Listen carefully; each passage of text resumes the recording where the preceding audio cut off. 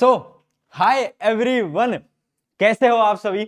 आज हम साइंस का आखिरी चैप्टर पढ़ रहे हैं और इस चैप्टर का नाम है आर एनवायरनमेंट। इससे पहले हमने साइंस के सारे चैप्टर निपटा दिए हैं। मुझे पता है। कमेंट करने से पहले रुक जाओ। एक चैप्टर अभी तक जो आपको नहीं कराया है वो है हाउ डू ऑर्गेनिज्म रिप्रोड्यूस। इस चैप्टर को हम इसके अगले में करा देंगे, कोई टेंशन नहीं है, कोई दिक्कत नहीं है। और ऑलमोस्ट हमने साइंस के हर एक चैप्टर को डिटेल के अंदर यूट्यूब के ऊपर फ्री में पढ़ा दिया है। आप इस चैनल पे हो, आप प्लेलिस्ट में जाओगे, साइंस की एक आपको प्लेलिस्ट दिखेगी, उस पर आप क्लिक करना, आपको सारे के सारे चैप्टर्स आपको आराम से देखने को मिलेंगे। सारे डीप लेक्चर्स, अच्छे लेक्चर्स, कम समय के अंदर सारा कंटेंट पढ़ाया गया है। और आज पढ़ रहे हैं हमारा नन्ना मुन्ना प्यारा प्यारा चैप्टर। एक बार पढ़ोगे प्यार हो जाएगा इस चैप्टर से। इतना प्यारा, इतना मतलब बहुत प्यारा चैप्टर है ना। और इसके अंदर आज आपको न्यूमेरिकल भी प्रैक्टिस कराएंगे। शायद आपको स्कूल में न्यूमेरिकल नहीं कराए हो, बट मैं तो तुम्हारा प्रशांत भैया हूं, मैं तो तुम्हें न्यूमेरिकल कराऊंगा ही कराऊंगा। मैं बिना न्यूमेरिकल के नहीं मानता, ठीक है। न्यूमेरिकल से हमारा अलग प्रेम संबंध है। चलिए तो इस चैप्टर को आरंभ करते हैं विद फुल जोश, फुल मोटिवेशन। और अपना जोश कमेंट कर दो कमेंट बॉक्स के अंदर कि भैया जोश मीटर कितना है। जोश है? अरे जोश मीटर है 100 में से कितना है, कमेंट करो फटाफट फटाफट। जोश 100 रखना है, 100। और 1 घंटे के अंदर इस पूरे चैप्टर को खत्म करेंगे। ध्यान से सुनना, नोट्स टेलीग्राम के ऊपर मिल जाएंगे। अगर ध्यान से सुना ये चैप्टर आपका क्लियर हो जाएगा। सबसे पहले देखते हैं ये चैप्टर कितने मार्क्स का आने वाला है। ये चैप्टर ओवरऑल आता है आपके 5 मार्क्स का सीबीएसई बोर्ड के अंदर। मैं सीबीएसई बोर्ड की अगर बात करूं 5 नंबर का आ रहा होता है, ठीक है। अब इस चैप्टर के अंदर मेजरली जो सवाल आते हैं वो आते हैं, एक आता है 3 मार्कर और एक आता है आपका 2 मार्कर। एक क्वेश्चन आता है आपका 3 नंबर का, एक आता है आपका 2 मार्कर का। सारे इंपॉर्टेंट क्वेश्चंस भी इसके अंदर ही करते चलेंगे। अब देखते हैं कौन कौन से टॉपिक हम इसके अंदर कवर करने वाले हैं। तो देखो, छोटा सा चैप्टर है, ज्यादा बड़ा चैप्टर नहीं है, बहुत सारी थ्योरी है ना। और थ्योरी भी बहुत आसान है। अब देखो इंपॉर्टेंट टॉपिक्स में आपको मार्क करा लेता हूं। सबसे पहले इंपॉर्टेंट टॉपिक्स मार्क कर लेना बेटा। पहला इंपॉर्टेंट आपका जो टॉपिक है वो है फूड चेन। बहुत इंपॉर्टेंट। फूड चेन के अंदर जो आपका 10% लॉ है वो बहुत ज्यादा इंपॉर्टेंट है, एक सवाल बनता ही बनता है। उसके अलावा आपका बायोमैग्निफिकेशन की डेफिनेशन, उसके अलावा आपका ओजोन लेयर की फॉर्मेशन, ओजोन लेयर की फॉर्मेशन, इस पे भी सवाल आ सकता है। उसके अलावा आपके abiotic and biotic components in ecosystem. ये 4 आपके मेजर टॉपिक्स हैं जहां से आपका सवाल बनने वाला है। अब आपको इंपॉर्टेंट टॉपिक्स भी बता दिए, आपको यह भी बता दिया कि कितने सवाल पूछे जाने वाले हैं। अब शुरू करते हैं इस चैप्टर को पढ़ना विद फुल जोश, फुल मोटिवेशन, है ना भैया, है ना। क्या चल रहा है भाई, करें शुरू, ठीक है। अब इसको आरंभ कर रहे हैं और इसको स्टार्ट करने से पहले बस मैं एक चीज आपसे बोलता हूं। 1 मिनट मुझे दो और अपनी आंखों को एक बार बंद करो, ठीक है। अपनी आंखों को एक बार बंद करो और इमेजिन करो ये समय है मई महीने का। इस समय पर आपका 10वीं बोर्ड का रिजल्ट आ रहा है। वेबसाइट के ऊपर रिजल्ट आ चुका है। आपका एक दोस्त आपको फोन करके कहता है कि यार रिजल्ट आ गया है, रिजल्ट देख लेना। तुम अपना लैपटॉप खोलते हो, फोन खोलते हो, फटाफट से अपना रोल नंबर डाल रहे हो। इस समय पर इमेजिन करते चलना। और तुम्हारे पेरेंट्स भी पीछे बैठे हैं, सब डरे हुए हैं, और तुम एंटर पे क्लिक करते हो, तुम ओके पे क्लिक करते हो। जैसे ही तुम ओके पे क्लिक करते हो तुम्हारा रिजल्ट आता है स्क्रीन के ऊपर। 95%, 96%, 97%, 98% ये आपका रिजल्ट आता है। ये रिजल्ट आप देखते हो, आपके पेरेंट्स की आंखों में आपको खुशी दिखती है। आपके पेरेंट्स आपके रिश्तेदारों को फोन कर रहे हैं और बोल रहे हैं कि इसकी तो 95 आ गई, इसकी तो 96 आ गई, इसकी तो 97 आ गई। सब खुश हैं। इमेजिन करके कैसा लग रहा है? मजा आ रहा है ना, है ना। अब इस चीज को केवल इमेजिन नहीं करना है हमें, ये चीज हमें सच बनानी है, हमें इसको रियलिटी में कन्वर्ट करना है। रियलिटी में कैसे कन्वर्ट होगा? पढ़ के, है ना। ये सुनने में जितना अच्छा लग रहा है ना, जब तुम इसे सच में फील करोगे ना बेटा, उस दिन मजा आ जाएगा। उस दिन तुम कहोगे यार भैया best day of my life. तो ये हमें फील करना है। कैसे फील करेंगे?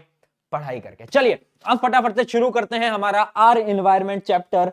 आर एनवायरनमेंट चैप्टर के अंदर सबसे पहले आप बस इतना समझो कि इसके अंदर होते हैं 2 चीजें। पहली चीज एनवायरनमेंट। अरे एनवायरनमेंट के बारे में ही तो पढ़ रहे हैं, तो एनवायरनमेंट की तो डेफिनेशन देखेंगे। एनवायरनमेंट क्या होता है? आपके आसपास जो भी चीजें हैं उसको हम बोल रहे होते हैं एनवायरनमेंट। तो देखो एनवायरनमेंट क्या होता है? It is the surrounding where organisms live. जो अपनी पूरी सराउंडिंग है ना। आज हमारा एनवायरनमेंट क्या है?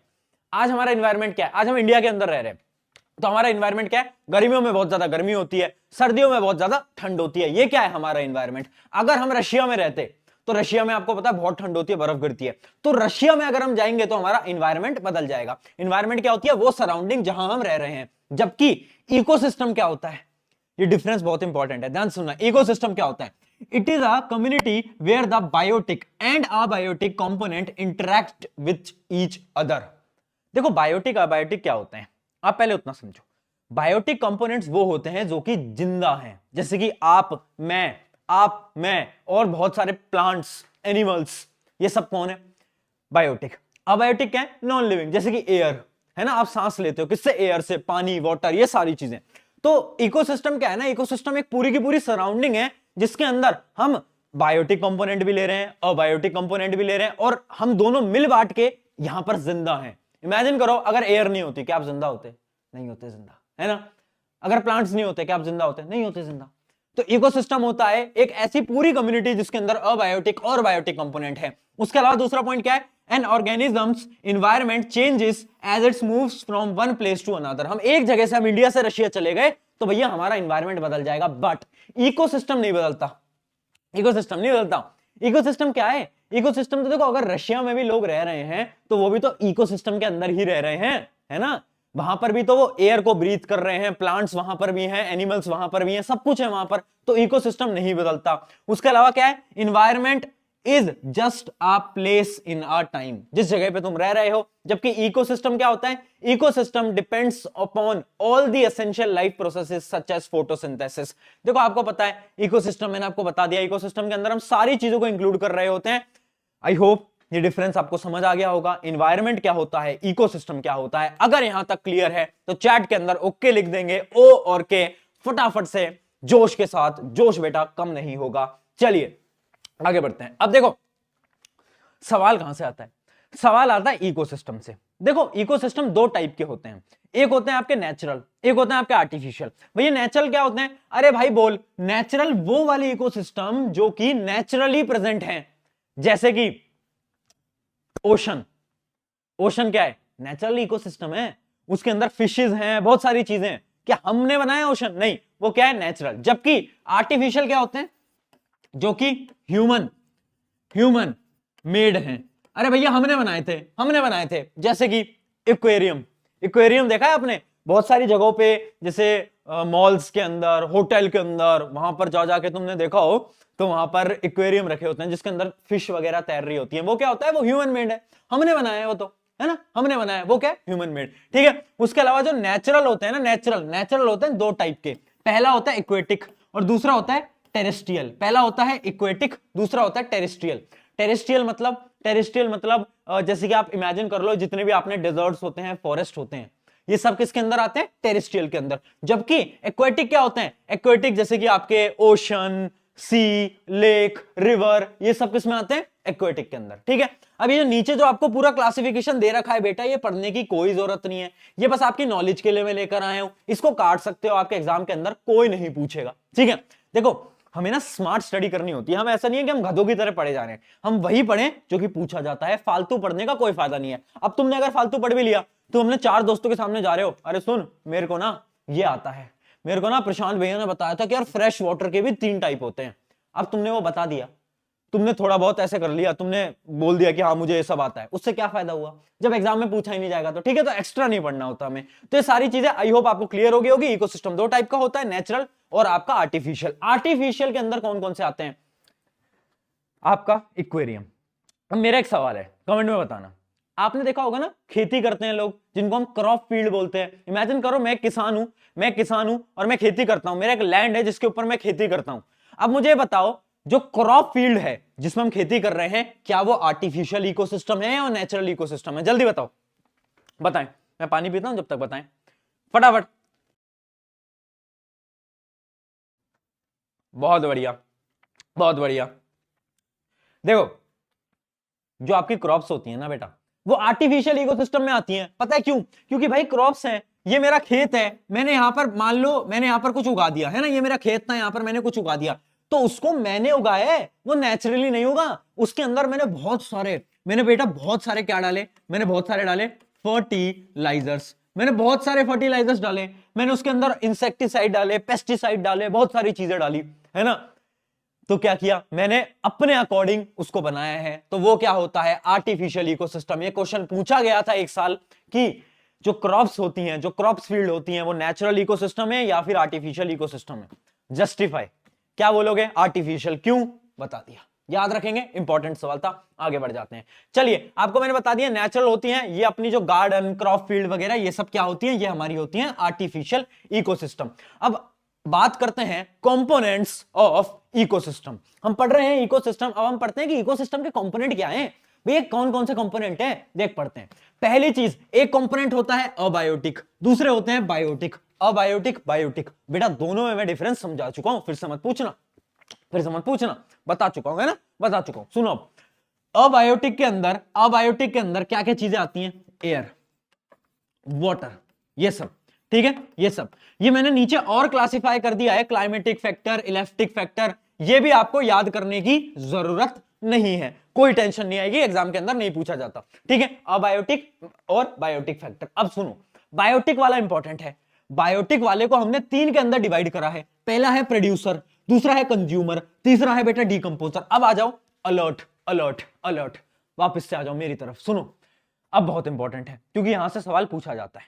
देखो 3 कैटेगरीज के अंदर हमने बायोटिक फैक्टर्स को डिवाइड करा है, प्रोड्यूसर, कंज्यूमर, डीकंपोजर। प्रोड्यूसर कौन, प्रोड्यूसर कौन, ध्यान सुनना, जो कि अपनी एनर्जी प्रोड्यूस करता है by the help of nature, जैसे कि प्लांट्स। प्लांट्स कैसे अपनी एनर्जी बनाते हैं बेटा बताओ, वो एनर्जी बनाते हैं अपनी एयर की मदद से, कार्बन डाइऑक्साइड की मदद से, फोटोसिंथेसिस पढ़ा था ना, कैसे होता है, सनलाइट की मदद से। तो जितने भी आपके प्लांट्स होते हैं वो सब क्या होते हैं बेटा, वो सब होते हैं आपके प्रोड्यूसर्स। याद रखेंगे, प्लांट्स क्या होते हैं, एल्गी क्या होती है, प्रोड्यूसर्स, याद रखेंगे।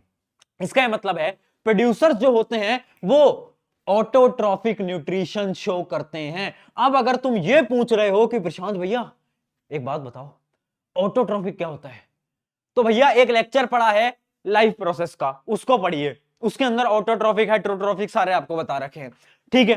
प्रोड्यूसर्स क्या होते हैं, ऑटोट्रॉफिक, प्लांट्स जो कि खुद का खाना कैसे बनाते हैं, नेचर से। दूसरे होते हैं कंज्यूमर। कंज्यूमर क्या होते हैं, कंज्यूमर वो होते हैं जो कि प्रोड्यूसर पे डिपेंड रहते हैं, प्रोड्यूसर की मदद से खाना बनाते हैं। जैसे कि हम किस पे डिपेंडेंट हैं, प्लांट्स पे, एनिमल्स पे। बहुत सारे एनिमल्स किस पे डिपेंडेंट हैं, प्लांट्स पे, वो क्या है, सारे कंज्यूमर्स। एक होते हैं डीकंपोजर्स, जैसे कि बैक्टीरिया वगैरह। अभी डीकंपोजर्स क्या करते हैं भैया, ये डीकंपोजर क्या करते हैं कि जितने भी डेड एंड डीकेइंग मटेरियल है उन सबको क्या कर देते हैं, ये खत्म कर देते हैं।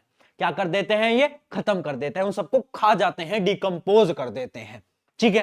3 चीजें पढ़ ली, कौन कौन सी, प्रोड्यूसर, कंज्यूमर और आपका डिकंपोजर। अब ध्यान से सुनना, एक बहुत ज्यादा इंपॉर्टेंट आपको एक साइकिल दिखाता हूं, एक बड़ी इंपॉर्टेंट आपको साइकिल दिखाता हूं, बेटा ध्यान से देखना।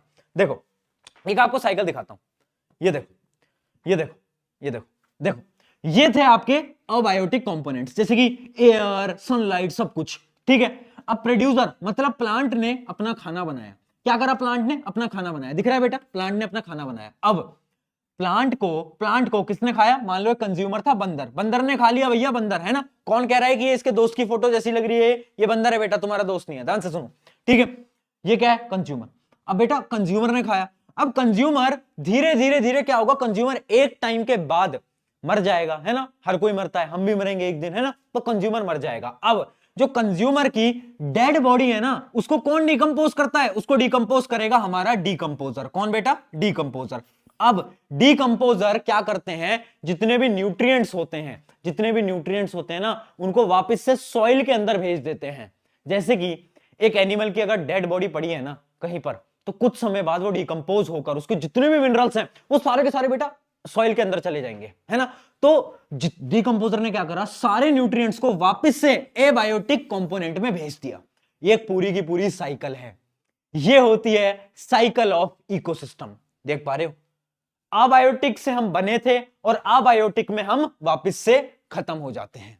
इसलिए बोला जाता है, एक कहावत आपने सुनी होगी ना कि मिट्टी से जन्मे हैं मिट्टी में खत्म हो जाएंगे। उसका क्या मतलब है, उसका यह मतलब है बेटा इकोसिस्टम, कि अबायोटिक से हम जन्मे हैं, अबायोटिक में ही हम बेटा खत्म हो जाएंगे, ठीक है। अब इस पर सवाल क्या आता है, इसमें एक सवाल आया था कि एक बात बताओ, इकोसिस्टम की जो साइकिल होती है वो कैसी होती है, क्या वो यूनिडायरेक्शनल होती है, क्या वो बाई डायरेक्शनल होती है, क्या वो साइक्लिक होती है। तो आपको पता है कैसी होती है, साइक्लिक। याद रखेंगे, इकोसिस्टम की साइकिल हमेशा की हमेशा कैसी होती है? साइक्लिक। ठीक है, क्लियर? चलिए चलिए बेटा, चलिए चलिए चलिए चलिए चलिए, है ना, बायोटिक हमने पढ़ लिए थे, है ना। अब सुनो मेरी बात, अब मेरी बात सुनो। देखो, हमने पढ़ा था प्रोड्यूसर, कंज्यूमर, डिकम्पोजर। अब ये जो भैया मेरा कंज्यूमर है ना, कंज्यूमर, ये जो मेरा कंज्यूमर है, ये कंज्यूमर भी होता है तीन टाइप का, तीन टाइप का, है ना। वो होता है तीन टाइप का, आपको मैं दिखा भी देता हूं अगर यहां पर कहीं स्लाइड में गिवन होगा, ताकि आपको अच्छी तरीके से समझ आ पाए। एक मिनट, अरे भैया कहीं नहीं लिख रखा क्या? चलो यहीं दे देते हैं आपको। देखो, आपका जो कंज्यूमर होता है वो तीन टाइप का होता है।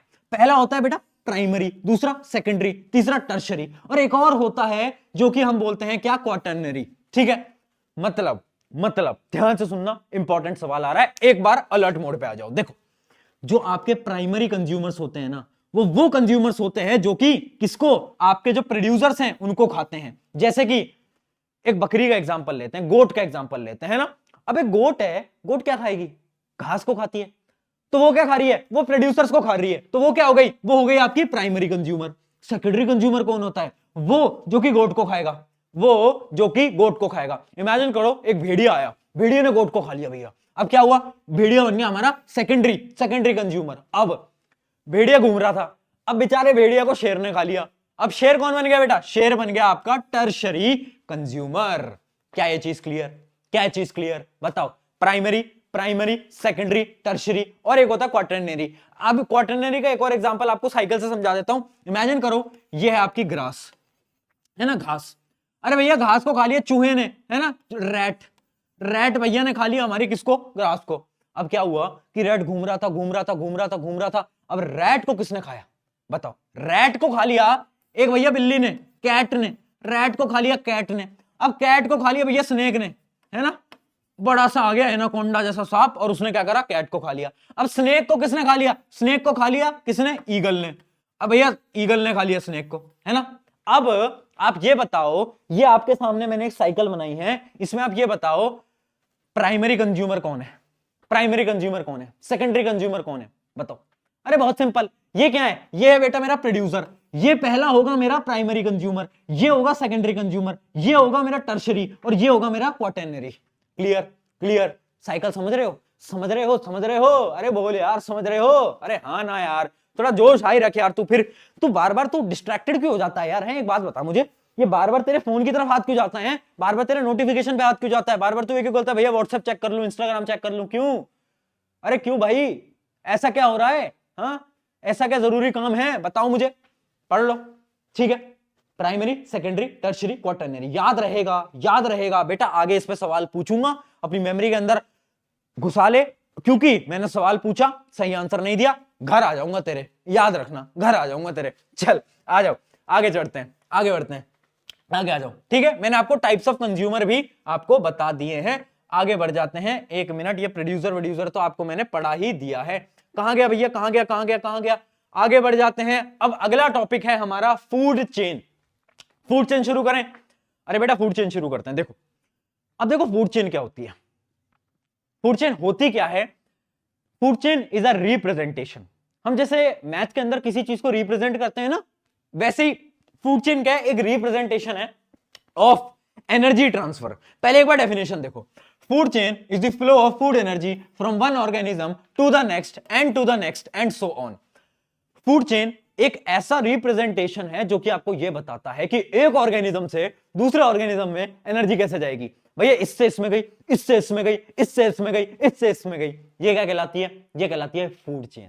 एक पॉइंट आप अपनी नोटबुक के अंदर लिख लो या फिर कहीं पर भी लिख लो, जिससे कि तुम भूलने नहीं चाहिए हो कि जो आपकी फूड चेन होती है उसके अंदर एनर्जी यूनिडायरेक्शनल ट्रांसफर होती है। मुझे पता है तुम कंफ्यूज हो रहे होगे, भैया यूनिडायरेक्शनल ये क्या? बताऊंगा मैं हूं यहां पर, टेंशन मत लो, देखते चलो। ठीक है, अभी आप इतना समझो, एनर्जी यूनिडायरेक्शनल होती है। फूड चेन होती क्या है वो आप समझ गए, है ना। फूड चेन क्या है? एक रिप्रेजेंटेशन है एनर्जी ट्रांसफर का। जैसे कि अभी मैंने आपको बनाकर दिखाया, कहां गया हमारा वो प्यारा प्यारा डायग्राम? ये रहा grass, rat, cat, snake, eagle. ये क्या है? ये एक तरह की फूड चेन है बेटा, ये एक फूड चेन है। हम अब क्या बता रहे हैं कि भैया एनर्जी ग्रास से कहां जाएगी? रैट में, रैट से कहां जाएगी? कैट में, कैट से स्नेक में, ईगल में। ये क्या है? एनर्जी का ट्रांसफर। मतलब ये भी एक फूड चेन है। ठीक है, फूड चेन समझ गए ना क्या होता है?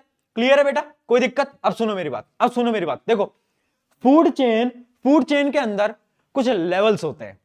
अच्छा तुम्हारी क्लास के अंदर ना कुछ रैंक्स आती होंगी, तुम्हारी क्लास के अंदर कुछ रैंक्स आती हैं क्या बेटा? बताओ क्लास के अंदर कुछ रैंक्स आती हैं क्या? बताएं एक बार कमेंट के अंदर, क्लास के अंदर कुछ रैंक्स वगैरह आती हैं? Rank 1, rank 2, rank 3, rank 1, rank 2, rank 3। एक मिनट जरा पानी पी लूं।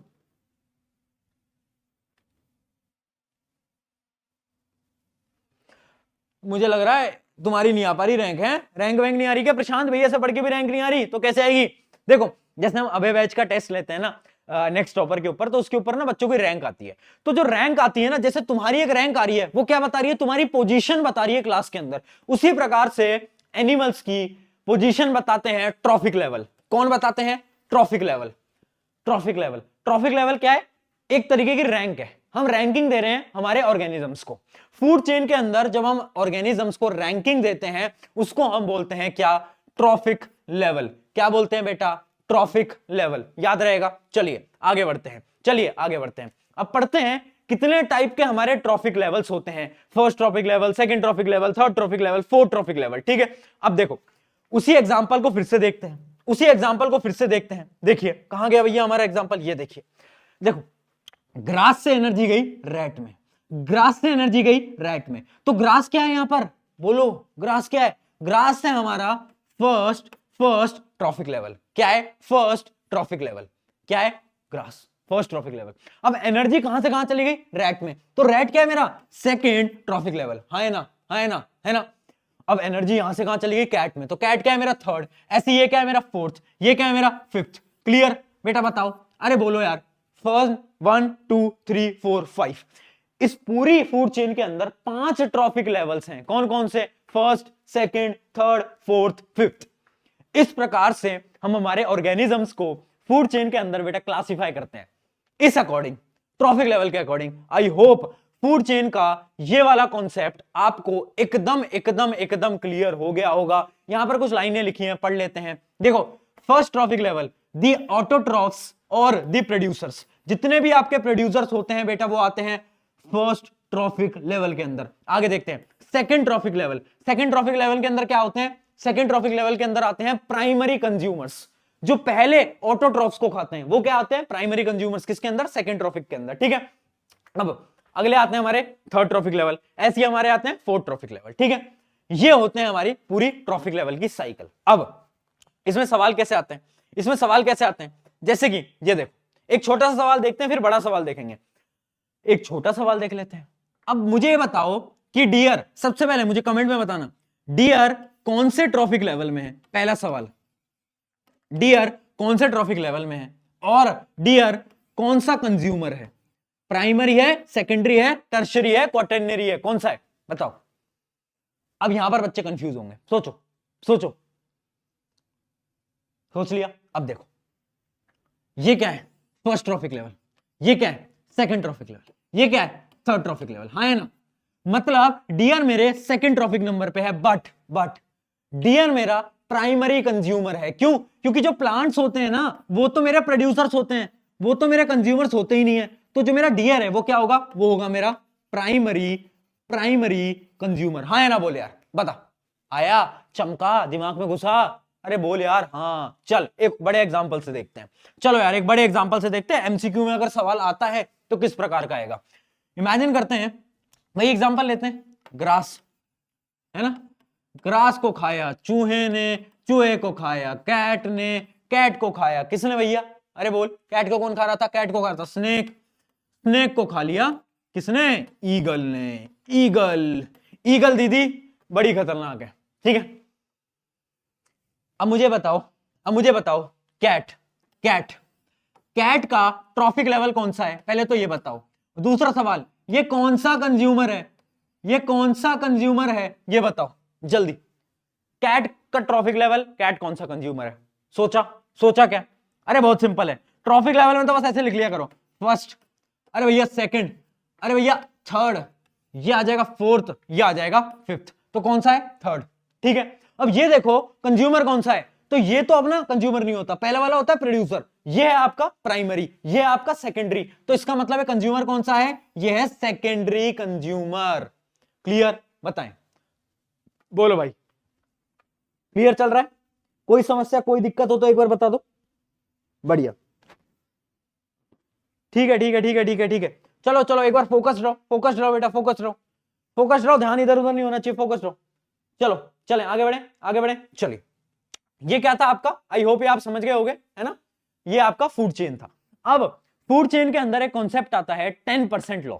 अब देखो, जब एनर्जी एक ऑर्गेनिज्म से दूसरे ऑर्गेनिज्म में जा रही है ना, तो बहुत सारी एनर्जी क्या होती है, गायब हो जाती है यार।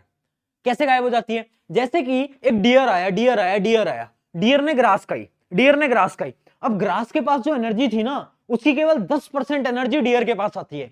अब तुम पूछोगे भैया बाकी 90% वो कहां गई? वो पता कहां गई?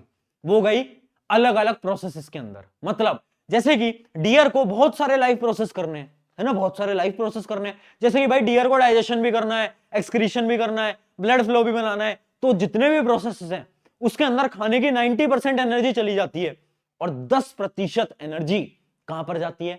उसकी बॉडी के अंदर, उसके पास। इसका मतलब जैसे जैसे एनर्जी पास होती है, सिर्फ 10% एनर्जी पास होके आ पाती है, और यही होता है हमारा 10% लॉ। अगर एक ग्रास एक एनिमल खा रहा है तो उसके पास 10% एनर्जी आएगी। अब उस एनिमल को अगर मैं खा रहा हूं, है ना, अगर उस एनिमल को मैं खा रहा हूं तो मेरे पास उस एनिमल की 10% एनर्जी आएगी। समझ पा रहे हो? नहीं समझ पा रहे? एक न्यूमेरिकल से समझ लेंगे, ठीक है? अभी आप इतना समझो, अभी आप इतना समझो, an average of 10% of the food eaten is turned into its own body and made available for the next level of the consumer। सिर्फ 10% एनर्जी ही ट्रांसफर हो पाती है, बाकी की एनर्जी ट्रांसफर नहीं हो पाती। ठीक है, ठीक है। चलिए अब देखते हैं। देखो, इमेजिन करो, इमेजिन करो, ये मेरा प्लांट है, ये मेरा प्यारा प्यारा प्लांट है। इसके पास है कितनी? इसके पास है 1000 जूल एनर्जी। कितनी है? अच्छा लाइट की छोड़ो, इसके पास है मेरी 10 जूल ऑफ एनर्जी। ये मान लो 10 जूल ऑफ एनर्जी प्लांट के पास।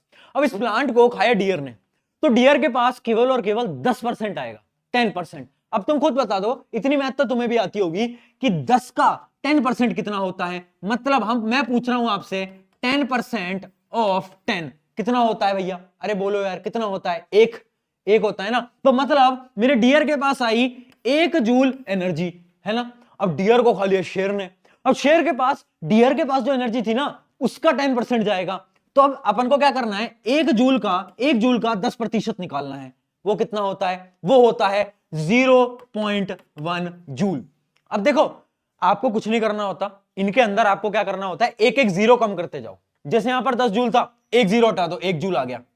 अब पॉइंट पे आ जाओ, एक पॉइंट इधर ले आओ, 0.1 पे आ गया। अब अगर अकेला एक अलग एनिमल होगा जो कि शेर को खा रहा होगा, तो आ जाएगा 0.01। ठीक है, ऐसे एक एक एक एक एक, एक पॉइंट पीछे लाते जाना। ये होता है आपका 10% रूल। सिर्फ 10% एनर्जी ही ट्रांसफर हो पाती है। चलिए इस पे एक न्यूमेरिकल देखते हैं। आ जाओ, आ जाओ भाई, आ जाओ।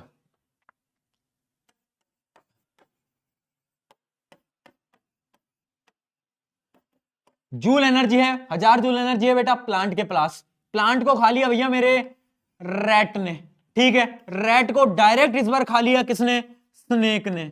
और स्नेक को डायरेक्ट खा लिया इस बार ईगल ने। अब आपको ये बताना है कि जो मेरा ईगल है इसके पास कितनी एनर्जी है। बोलो फटाफट, निकाल पाओगे? निकाल पाओगे? अरे भैया सिंपल है यार। भैया अगर इसके पास 1000 है ना, तो इसका 10% इसके पास होगा। मतलब एक जीरो हटा दो, कितना आ गया? इसका कितना आ गया? 100। मतलब इसके पास है 100 जूल एनर्जी, है ना। इसके पास है भैया 100 जूल एनर्जी। अब 100 का 10% इसके पास होगा, वो कितना है? वो है भैया मेरा 10 जूल एनर्जी, 10 जूल एनर्जी। और 10 जूल का 10% होगा किसके पास? ईगल के पास। किसके पास? ईगल के पास। तो वो कितना होगा? एक और जीरो हटा दो, जो कि होगा 1 जूल। तो answer will be 1 joule. 2 marks के अंदर एक न्यूमेरिकल आपके पेपर के अंदर आपको बड़ी आसानी से दिखेगा, और आसानी से ही आप बेटा सॉल्व करके आ पाओगे, क्योंकि आप इंटेलिजेंट हो, है ना। आप अपने दोस्त की तरह नहीं हो जिसके पास दिमाग नहीं है। वो शायरी तुमने सुनी होगी ना कि जली को आग कहते हैं। क्या था? जली को आग कहते हैं, भुजी को राग कहते हैं, और जो तुम्हारे दोस्त के पास नहीं है उसको दिमाग कहते हैं। चलिए, है ना।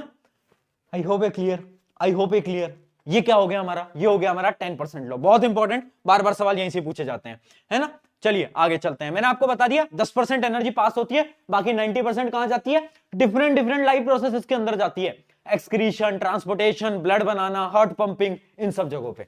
चलिए आगे बढ़ जाते हैं, आगे बढ़ जाते हैं।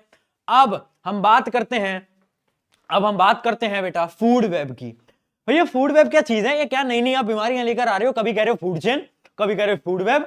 अरे दोस्त देख, फूड चेन क्या था? अच्छा एक पॉइंट हम भूल गए बताना, क्या? कि फूड चेन यूनिडायरेक्शनल होता है, वो वाला पॉइंट रह गया। मैंने आपको बताया था कि फूड चेन यूनिडायरेक्शनल होता है, पर तुम में से किसी ने पूछा ही नहीं कि भैया यूनिडायरेक्शनल क्यों होता है।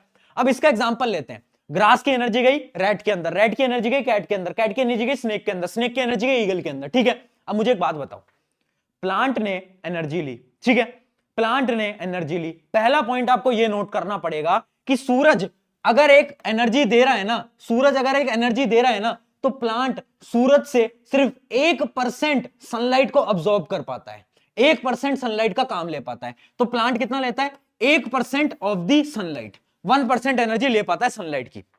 यह पॉइंट आपको नोट रखना है, ठीक है, 1% एनर्जी लेता है सनलाइट की। अब सुनो, अब प्लांट ने सन से एनर्जी ली है, ठीक है, ठीक है, अब प्लांट ने वो एनर्जी आगे दे दी रैट को। क्या अब वो एनर्जी वापस से रैट से प्लांट को मिल सकती है, या फिर प्लांट से वापस सनलाइट मिल सकती है? पॉसिबल ही नहीं है, पॉसिबल ही नहीं है। इसका क्या मतलब है? जो फूड चेन होती है ना, वो हमेशा यूनिडायरेक्शनल होती है। यूनिडायरेक्शनल मतलब एक ही जगह चलती है ऐसे, अगर सीधी जा रही है तो सीधी जाएगी, उल्टी जा रही है तो बेटा उल्टी जाएगी।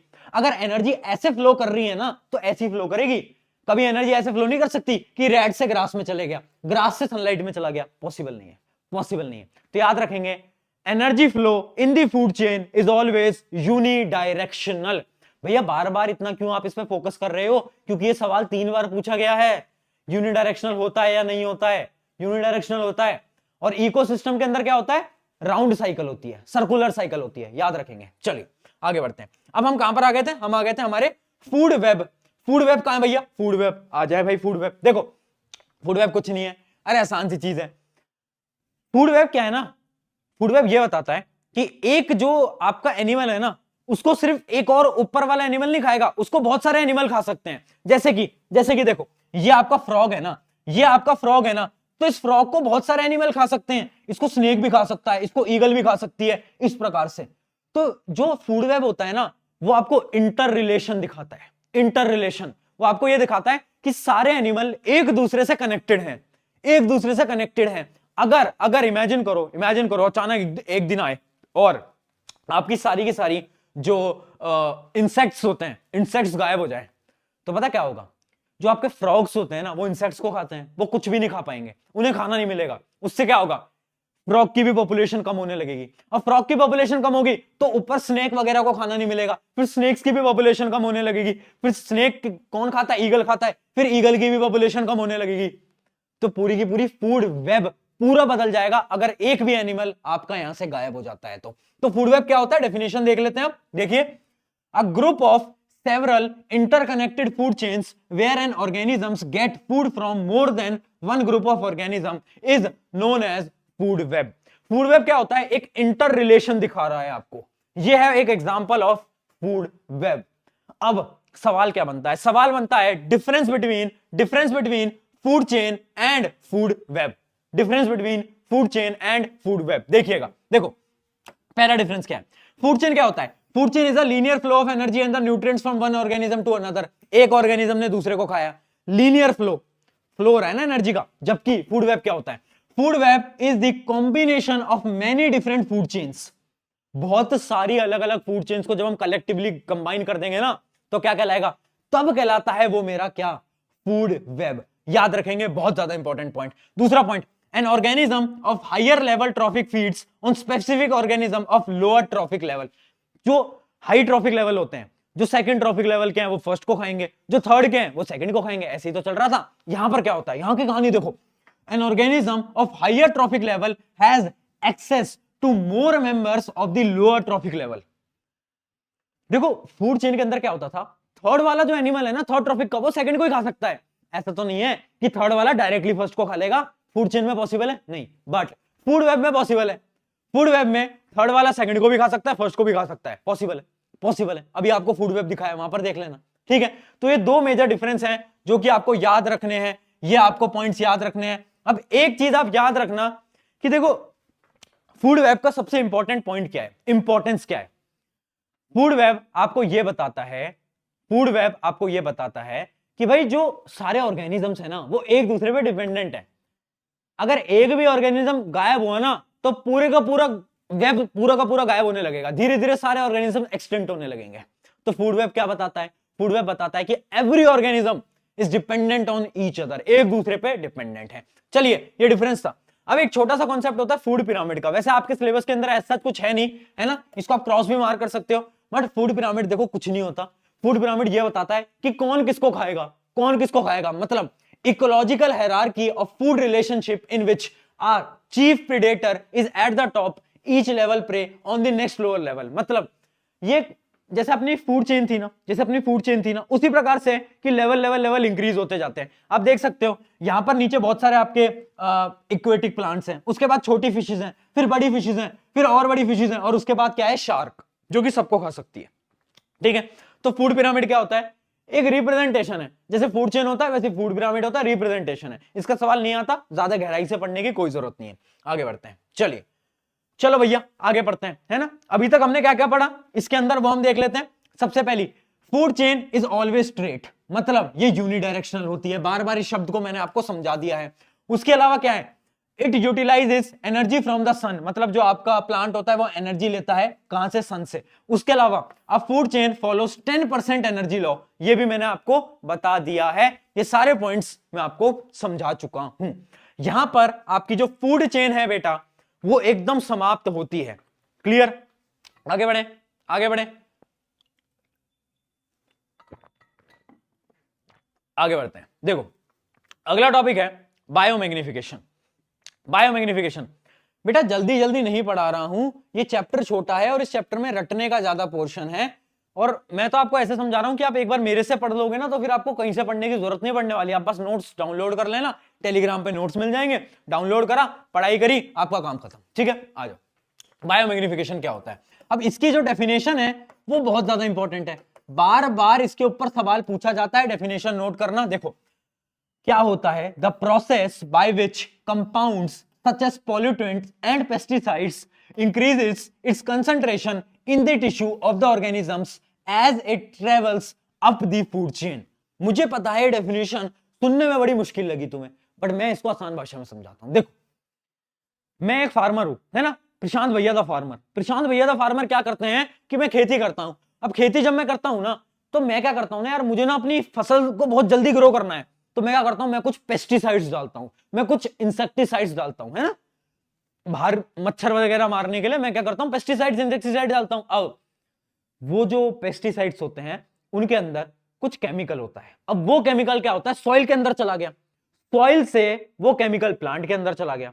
अब मैंने उगाया गेहूं, मैंने उगाया गेहूं, अब गेहूं के प्लांट के अंदर जो मैंने डाला था ना फर्टिलाइजर्स, वो भी आ गए हैं, वो भी आ गए हैं थोड़े बहुत, है ना। तो मेरे गेहूं के प्लांट के अंदर थोड़े बहुत क्या आ गए हैं, इंप्योरिटीज आ गए हैं, या फिर क्या आ गए हैं, टॉक्सिक सब्सटेंसेस आ गए हैं, टॉक्सिक सब्सटेंसेस। ठीक है, अब वो गेहूं उतारा, वो गेहूं उतारा, और गेहूं इमेजिन करो, इमेजिन करो वो गेहूं मैंने क्या करा, मैंने उस गेहूं को खाया, मैंने उस गेहूं को खाया, है ना, मैंने उसकी रोटी वोटी बनाई खाई। अब वो जो टॉक्सिक सब्सटेंसेस हैं वो मेरे अंदर आ गए हैं, अब वो टॉक्सिक सब्सटेंस किसके अंदर आ गए, मेरे अंदर आ गए। ठीक है, अब मान लो आज से कई साल पहले जब डायनासोर से, अब एक डायनासोर तुम्हारे प्रशांत भैया को खा लेता है। ठीक है, मैं जा रहा हूं सड़क पे, एक डायनासोर आता है और मुझे खा लेता है। ठीक है ना। अब देखो कैसे बेवकूफ लोग हो, इमेजिन और कर रहे हो, है ना, मेरी मृत्यु इमेजिन कर रहे हो, तुम शर्म नहीं आ रही। देखो इमेजिन करो, मतलब सोच लो कि एक डायनासोर मुझे खा लेता है। अब जो मेरे अंदर टॉक्सिक सब्सटेंसेस थे वो सारे कहां चले गए, उस डायनासोर के अंदर चले गए, और इसी प्रोसेस को बोलते हैं बायोमैग्निफिकेशन। मतलब जैसे जैसे ट्रॉफिक लेवल इंक्रीज होते जाते हैं, प्लांट क्या था, गेहूं क्या था, ट्रॉफिक 1, मैं क्या हूं, ट्रॉफिक 2, डायनासोर क्या है, ट्रॉफिक 3। जैसे जैसे ट्रॉफिक लेवल इंक्रीज होते जाते हैं, पॉल्यूटेंट या फिर टॉक्सिक सब्सटेंसेस की जो कंसंट्रेशन होती है ना वो भी इंक्रीज होती जाती है, वो भी इंक्रीज होती जाती है, वो भी डबल ट्रिपल 4 गुना होती जाती है। इमेजिन करो मेरे गेहूं के अंदर थोड़ी सी टॉक्सिक था, पर जब मैंने गेहूं को खाया तो मेरे अंदर टॉक्सिक इंक्रीज हो गया, जब मुझे डायनासोर ने खाया तो उसके अंदर और ज्यादा टॉक्सिक इंक्रीज हो गया, और ज्यादा। इसका सबसे बढ़िया एग्जांपल है जो कि आपके एनसीईआरटी के अंदर भी आपको दिखेगा, वो कहां गया, वो है ये देखो। होता क्या है ना, आजकल अपने पानी के अंदर होता है मरकरी। मरकरी एक हार्मफुल सब्सटेंस। अब मरकरी को कुछ प्लांट्स मतलब पानी लेते हैं, जैसे कि कुछ एल्गी वगैरह, उन एल्गी को कुछ इंसेक्ट खाते हैं, इंसेक्ट को फिश खाती हैं, और उसके बाद फिश को कौन खाता है, फिश को ये खाता है हमारा चिंटू लाल, है ना, चिंटू लाल फिश को खाता है। अब चिंटू लाल ने फिश खाया, चिंटू लाल ने फिश खाया। अब ये जो मरकरी का कंसंट्रेशन था ना, जैसे जैसे ट्रॉफिक लेवल इंक्रीज हुआ, मरकरी का कंसंट्रेशन भी देखो कितना इंक्रीज हो गया। पहले मरकरी का कंसंट्रेशन था इतना, अब हो गया बेटा इतना। तो जैसे जैसे ट्रॉफिक लेवल इंक्रीज करता है, आपका टॉक्सिक सब्सटेंसेस का भी क्या कंसंट्रेशन इंक्रीज करने लगता है, और इस पूरे प्रोसेस को हम बोलते हैं बायोमैग्निफिकेशन। ट्रॉफिक लेवल इंक्रीज होगा, टॉक्सिक सब्सटेंसेस का कंसंट्रेशन इंक्रीज होगा, याद रखेंगे। अब यहां पर एक सवाल जो कि पूछा गया था, सवाल ये था कि भैया मेरे से एक लड़के ने सवाल करा कि भैया एक बात बताओ कि जो ट्रॉफिक लेवल होते हैं ना, जो ट्रॉफिक लेवल हम पढ़ रहे हैं ना, वो सिर्फ 4 या 5 ही क्यों होते हैं, 4-5 ट्रॉफिक लेवल से क्यों होते हैं, बताओ यार। ट्रॉफिक लेवल 4 या 5 ही क्यों होते हैं, मतलब 10-12 क्यों नहीं होते, 10-12 ट्रॉफिक लेवल क्यों नहीं होते? इसका आंसर पता है क्या है? इसका आंसर है बायोमैग्निफिकेशन। बायोमैग्निफिकेशन में क्या हो रहा है, ट्रॉफिक लेवल इंक्रीज हो रहा है, तो क्या हो रहा है, टॉक्सिक सब्सटेंसेस इंक्रीज होते जा रहे हैं, है ना, टॉक्सिक सब्सटेंसेस इंक्रीज होते जा रहे हैं। अब ट्रॉफिक लेवल जैसे ही इंक्रीज होने लगता है, चौथा ट्रॉफिक लेवल, 5वां ट्रॉफिक लेवल, 6वां ट्रॉफिक लेवल, तो क्या होता है, उन एनिमल्स के अंदर टॉक्सिक सब्सटेंसेस ज्यादा होते हैं, जिसकी वजह से उनकी मृत्यु जल्दी होती है, उनकी डेथ जल्दी होती है, ठीक है। इस वजह से हमारी फूड चेन के अंदर केवल 4 या फिर मैक्सिमम 5 ट्रॉफिक आपके देखने को मिलते हैं, इससे ज्यादा देखने को नहीं मिलते, क्योंकि आंसर क्या है, बायोमैग्निफिकेशन। अरे बोलो यार, अरे एक बार जोश मीटर कमेंट कर दो यार, मुझे लग रहा है तुम ठंडे पड़ गए, 40 मिनट में ठंडे पड़ जाते हो तुम तो यार, बताओ।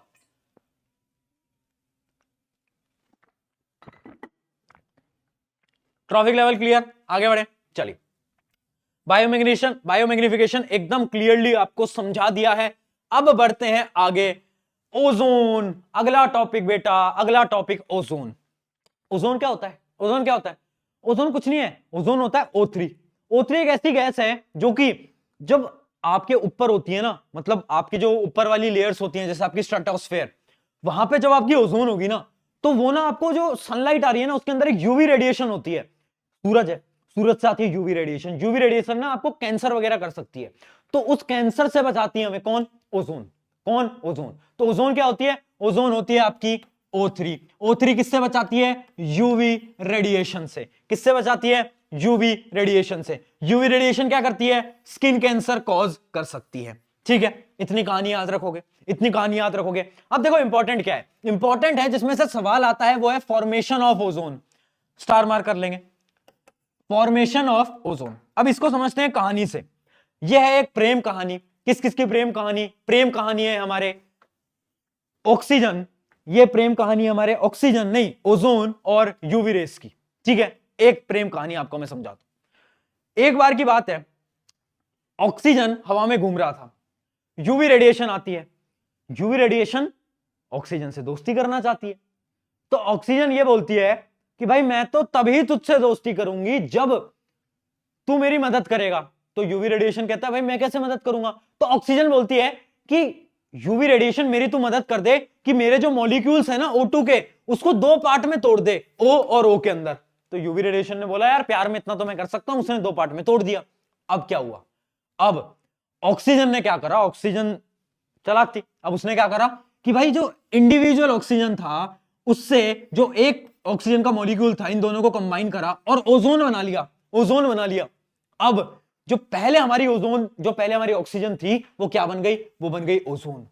अब ये जो ओजोन है, ये एक प्रिवेंटिव लेयर बन गई जो कि यूवी रेडिएशंस को ही अंदर नहीं आने दे रही। तो क्या करा ऑक्सीजन ने, ओजोन ने प्यार में करी गद्दारी। क्या करी, गद्दारी किसके साथ, यूवी रेडिएशन के साथ। यूवी रेडिएशन ने ही मदद करी थी ओजोन की बनने में, और यूवी रेडिएशन को उन्होंने बोला कि भैया अब तो तुम अंदर नहीं जा पाओगे, अब नहीं जा पाओगे अंदर। ये तो वही बात हो गई कि तुम अपने पापा के घर में रह रहे हो और अपने पापा को घर से बाहर निकाल रहे हो, है ना, ये तो वही वाली बात हो गई। तो ये होती है आपकी फॉर्मेशन ऑफ क्या, ओजोन। ऑक्सीजन टूटता है यूवी रेडिएशन की मदद से और उसके बाद ओजोन बन जाता है। इसको याद रखेंगे, इसको याद रखेंगे, ठीक है। अगला टॉपिक देखते हैं, अगला टॉपिक है आपका depletion of ozone. Depletion of ozone. अब हम लोग हैं बेवकूफ, हम क्या कर रहे हैं, हम अपने घरों के अंदर फ्रिज एसी दबा के चला रहे हैं, है ना। अब जितने भी एसी होते हैं, फ्रिज होते हैं, उनसे गैस निकलती है, क्या होती है वो? CFC, chlorofluorocarbon.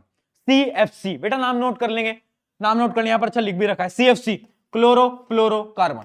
अब ये जो केमिकल होते हैं ना क्लोरोफ्लोरोकार्बन, ये क्या होते हैं ना, ये ऊपर जाते हैं, ऊपर जाते हैं, ऊपर जाते हैं, ऊपर लेयर में जाते हैं। अब ऊपर कौन है? ऊपर है ओजोन, ऊपर है ओजोन। अब CFC ऊपर जाते हैं और CFC क्या बोलती है? CFC बोलती है यूवी रेडिएशन से कि सुन, तेरा बदला मैं लूंगा, तेरा बदला मैं लूंगा। वो जो तुझे ऑक्सीजन ने धोखा दिया ना, तेरा बदला मैं लूंगा। कैसे?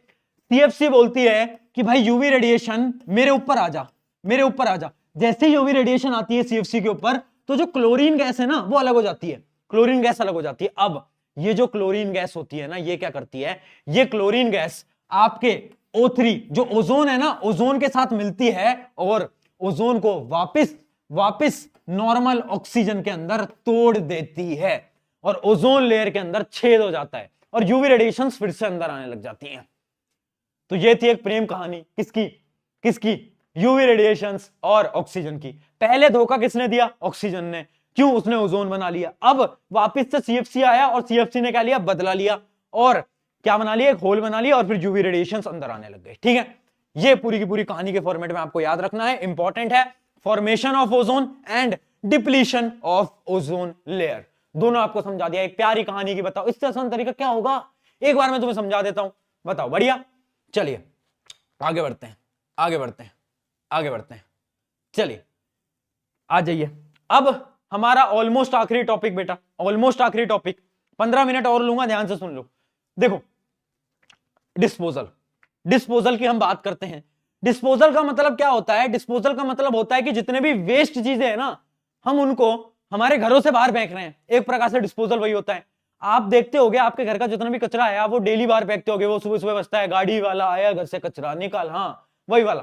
तो वो हम क्या कर रहे हैं? वो हम डिस्पोजल कर रहे हैं। वो हम क्या कर रहे हैं? वो हम डिस्पोजल कर रहे हैं। अब ये टॉपिक उतना इंपॉर्टेंट नहीं है, बट इसके अंदर एक चीज इंपॉर्टेंट है। दो टाइप के वेस्ट होते हैं। वेस्ट क्या होते हैं? जितने भी फालतू चीजें हैं जो कि आपके घर के अंदर है ना, दो टाइप के वेस्ट होते हैं। पहला होता है बायोडिग्रेडेबल, दूसरा होता है नॉन बायोडिग्रेडेबल। दिखाता हूं, आ जाओ आ जाओ। देखो, पहला टाइप का वेस्ट है बायोडिग्रेडेबल, दूसरा होता है नॉन बायोडिग्रेडेबल। बायोडिग्रेडेबल वो होता है जो कि आपके नेचुरली जो इन्वायरमेंट है ना, उससे डिकंपोज किया जा सकता है, इससे डिकंपोज किया जा सकता है। वो क्या कहलाता है? वो कहलाता है मेरा बायोडिग्रेडेबल। ठीक है, बैक्टीरिया की मदद से। जैसे कि एग्जांपल देता हूं, आपके घर में सब्जी कटती होगी, क्या करना? कभी उस सब्जी को लेना, है ना, जो कटी हुई सब्जी है ना, जो वेस्ट है, और उस वेस्ट को कभी एक गड्ढा खोदना मिट्टी के अंदर, उसमें रख देना। एक दिन बाद आपको सब्जी वहां मिलेगी नहीं। आप गड्ढा खोदना, आपको सब्जी नहीं मिलने वाली वहां। क्यों? क्योंकि मिट्टी के अंदर क्या हुआ? वो ऑटोमेटिकली क्या हो गई? वो डिकंपोजर्स की मदद से वो सब्जी एकदम गायब हो जाती है, डिकंपोज कर देते हैं डिकंपोजर्स।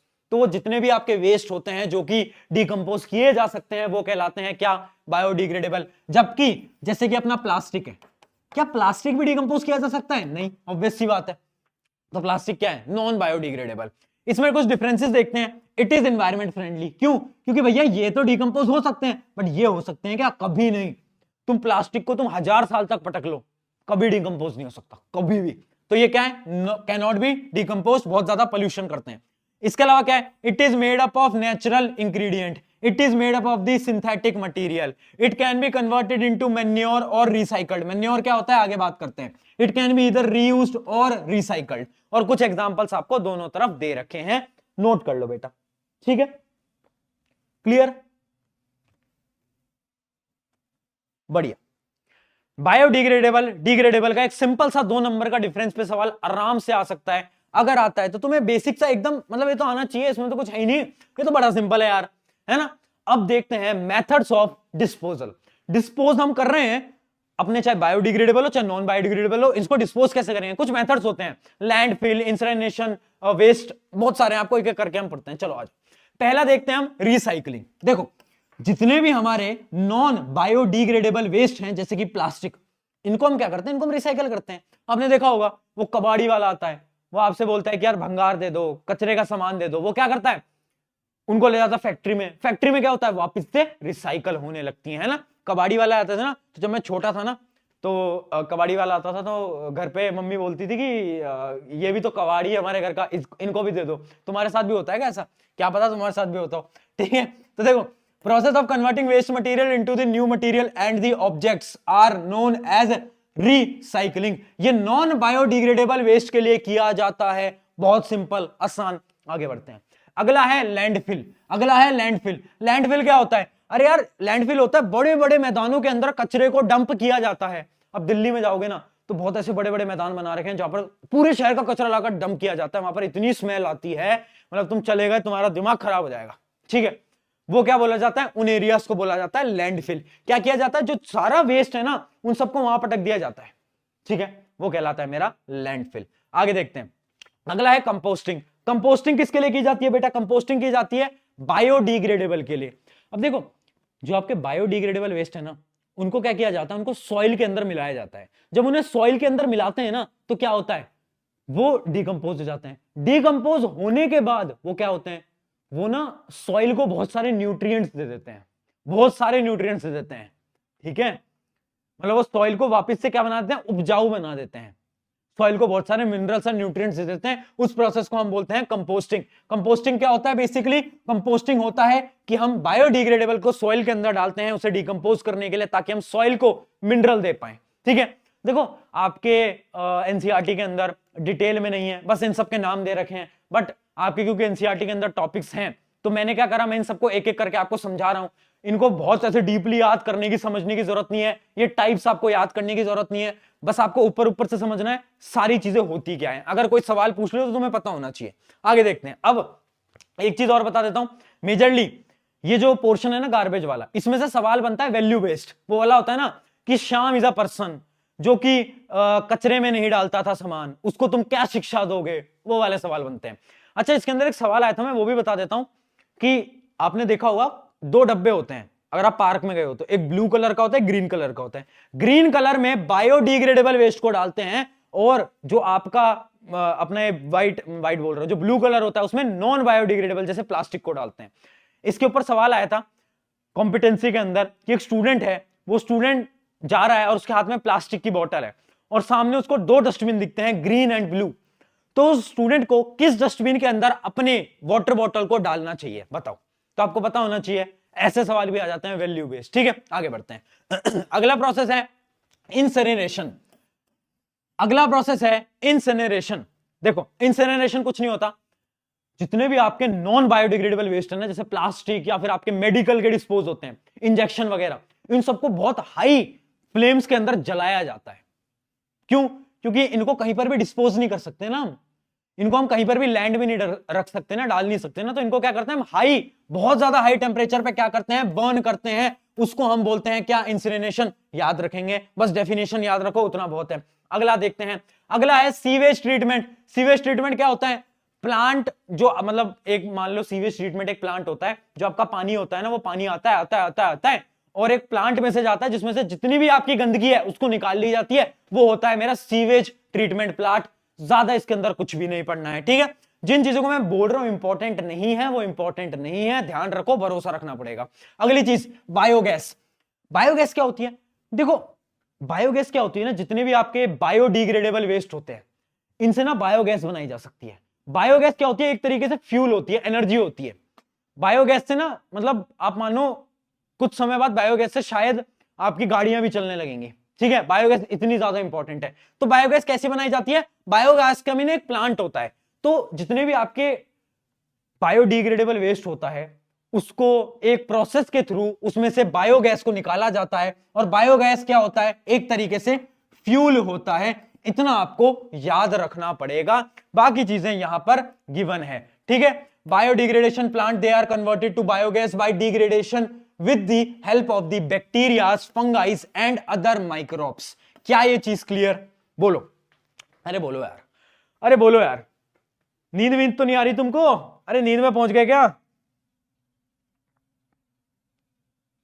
नींद में पहुंच गए क्या? चलो, नींद में तो नहीं पहुंचे, सही है, सही है। और यहां पर यह अपना आखिरी टॉपिक था, यहां पर हमारा चैप्टर होता है बेटा समाप्त। Congratulations, congratulations. हमने शुरुआत करी थी आपके डिफरेंस से एनवायरनमेंट और इकोसिस्टम। मैंने आपको क्या बताया, इकोसिस्टम के जो कंपोनेंट्स है बायोटिक बायोटिक इंपॉर्टेंट है, उसके अलावा आपकी जो फूड चेन है वो इंपॉर्टेंट है। आपको फूड वेब और फूड चेन के अंदर डिफरेंस पता होना चाहिए। उसके बाद 10% लॉ इंपॉर्टेंट है। उसके बाद ये मैंने आपका स्टार्ट करा ओजोन, ओजोन इंपॉर्टेंट है। उसके बाद ये जो गार्बेज है ये उतना इंपॉर्टेंट नहीं है, वैल्यू बेस्ड क्वेश्चन आते हैं, बट फिर भी मैंने आपको डिटेल में पढ़ा दिया है। अब देखते हैं कुछ इंपॉर्टेंट क्वेश्चंस, है ना। इंपॉर्टेंट तो नहीं, आसान आसान से कुछ क्वेश्चन देख लेते हैं। इंपॉर्टेंट एक क्वेश्चन में आपको बता देता हूं। क्वेश्चन एक है जो कि आपको अभी चैट सेक्शन में लिखना है, ये आपका होमवर्क है। जो आपके इक्वेटिक पॉन्ड्स होते हैं ना, जैसे कि आपके पॉन्ड्स होते हैं, लेक्स होते हैं, है ना। लेक्स की बात कर लेते हैं। जो आपके लेक्स होते हैं ना, क्या उन्हें हमें, या फिर पॉन्ड्स होते हैं, रिवर्स होती हैं, क्या उन्हें हमें क्लीन करना पड़ता है? हम नहीं क्लीन करते। क्या नदी को क्लीन करने जाते हो? नहीं करने जाते, नदी को क्लीन नहीं करते। बट जो आपके एक्वेरियम होते हैं ना, एक्वेरियम को आपको क्लीन करना पड़ता है। जिनने अपने स्कूल के अंदर, मॉल्स के अंदर अगर एक्वेरियम देखा है तो उन्हें पता होगा एक्वेरियम को क्लीन करना पड़ता है। ऐसा क्यों? वाई बताओ बताओ बताओ। चलो इस क्वेश्चन को हम नहीं देते, एमसीक्यू वाला देंगे। इसका आंसर मत लिखो, मैं ही बता देता हूं क्योंकि बच्चे कंफ्यूज होंगे। देखो, क्योंकि लेक्स क्या होता है, लेक्स होते हैं हमारे नेचुरल इकोसिस्टम, और नेचुरल इकोसिस्टम के अंदर एक चीज होती है जिसको हम बोलते हैं डीकंपोजर। डीकंपोजर क्या करते हैं, जितने भी वेस्ट हैं, जैसे मान लो एक मछली मर गई, अब क्या करेंगे, उसको डिकंपोज कर देंगे। कौन? डिकंपोजर। बट आपके जो एक्वेरियम्स होते हैं वो क्या होते हैं, वो होते हैं आपके आर्टिफिशियल इकोसिस्टम। क्या यहां पर डिकंपोजर्स हैं? नहीं है।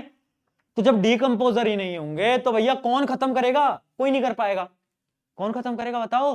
अरे कोई कर पाएगा नहीं ना। तो इस वजह से हमें क्लीन करने की जरूरत पड़ती है। याद रखना, लेक्स को क्लीन करने की जरूरत नहीं पड़ती, एक्वेरियम को पड़ती है। क्यों? क्योंकि लेक्स है नेचुरल इकोसिस्टम, ये है आर्टिफिशियल इकोसिस्टम।